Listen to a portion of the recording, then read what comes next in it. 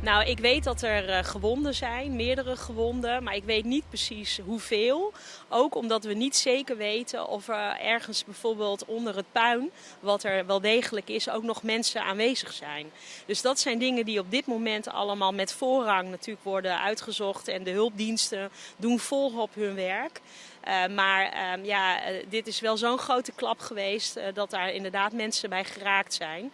En als burgermoeder vind ik dat natuurlijk vreselijk. Want het is heel erg als mensen op zo'n manier gewond raken. Het is hard.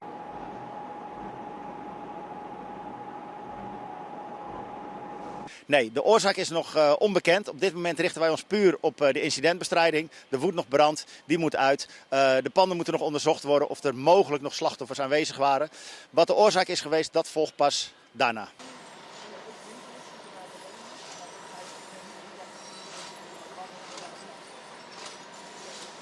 Ja, dat is heel lastig op dit moment om te zeggen hoeveel slachtoffers zich bevinden onder het puin. De brandweer kan het pand niet betreden omdat het nog instabiel is. Het is ook niet veilig om van binnenuit de brand te blussen, dus dat is van buitenaf. Hoeveel mensen treffen we nog aan onder het puin? Dat is onduidelijk. Wat ik u wel kan zeggen is dat we op dit moment 4 slachtoffers hebben.